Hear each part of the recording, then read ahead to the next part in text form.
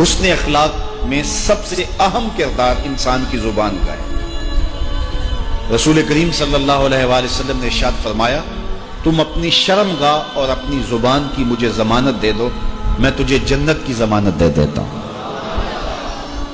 انسان کے بہت سارے گناہوں کا سبب انسان کی زبان ہے۔ جھوٹ بھی زبان بولتی ہے، بہتان بھی زبان لگاتی ہے، غیبت بھی زبان کرتی ہے،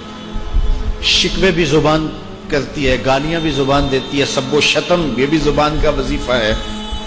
اور کسی کی عزت اچھالنا یہ بھی زبان کے ذریعے ہے۔ تو زبان کے جرم باقی سارے اعضاء سے زیادہ ہیں۔ اس لیے جو ہے وہ جس نے زبان کو قابو میں کر لیا، اس نے اپنے آپ کو بہت سارے فتنوں سے محفوظ کر لیا۔ میں اور آپ اپنی زندگی پہ غور کریں اور اپنے شب و روز کا مواخذہ کریں، اور اپنی زبان کو جو ہے وہ حفاظت میں رکھیں۔ اللہ تعالیٰ نے اس کو 32 دانتوں کے اندر جکڑ کے رکھا ہے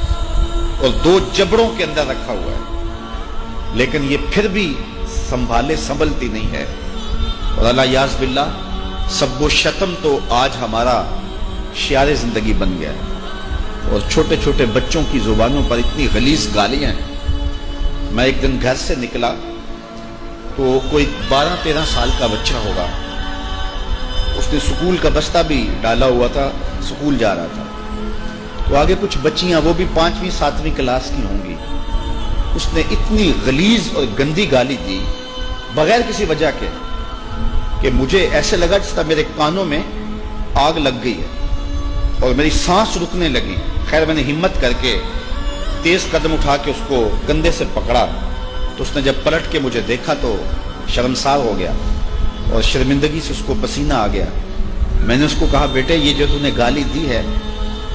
زمین آسمان کے درمیان جتنی جگہ ہے نا، یہ زہر سے بھر گئی ہوگی، اور تجھے شرم نہیں آئی کہ تو نے یہ بات کی؟ تو خیر اس نے بڑی شرمندگی کا اظہار کیا۔ تو آج ہمارا معاشرہ، یہ ایک عکس بتا رہا ہوں کہ اس عمر کے بچے اور یہ ہمارے معاشرے نے جو ہے وہ جو رنگ اختیار کر لیا ہوا ہے، اور آج غلاظت اور گندگی ہمارے ذہنوں کے اندر گھل گئی ہوئی ہے۔ وہ کسی زمانے میں ہوتا تھا کہ سفر کے دوران کسی پبلک پلیس پہ یا لاری اڈے پہ ہم جاتے تو وہاں مجبوراً واش روم میں جانا پڑ جاتا، تو وہاں اتنی غلیظ چیزیں اور باتیں لکھی ہوتی کہ شرم سے پانی پانی ہو جاتے۔ اب ان کے ہاتھوں میں سوشل میڈیا آ گیا، وہی گندے لوگ اور وہی غلیظ ترین لوگ جو پہلے واش روموں میں بیٹھ کے گندگی کی جگہوں پہ بیٹھ کے تحریر کیا کرتے تھے، آج انہی کے ہاتھوں میں سوشل میڈیا آ گیا ہے، اور ایسی ایسی مکروہ تصویریں اور غلیظ جملے۔ الیاذ باللہ، کیا یہ ایک مومن کی شان ہے؟ ایک مومن کی زندگی ایسی ہو سکتی ہے؟ آج ہم یہ بات کہہ رہے ہیں کہ ملک لبرلزم کی طرف بڑھ رہا ہے، اور آج کوئی خیر کی بات یہاں سوشل میڈیا پہ آتی ہے اور کسی شخص کی سمجھ میں وہ بات نہیں آتی، یا اس کے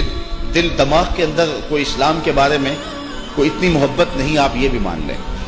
اور وہ اس پر کوئی بات کر دیتا ہے، اور اس کے بعد پھر جس طرح اس کو گالیاں دی جاتی ہے تو وہ نہیں بھی اسلام سے دور تو ہم اس کو دھکا دے کے اسلام سے باہر نکال دیتے ہیں۔ تو مجھے بتاؤ کہ جب ہماری معاشرت کا یہ رنگ ہوگا تو پھر ہم کہاں لڑکتے ہوئے کہاں جا کے گریں گے؟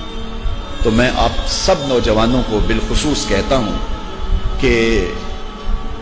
ایسے تمام گروپوں سے نکل جائیں اور ایسے لوگوں سے اپنا تعلق ختم کر لیں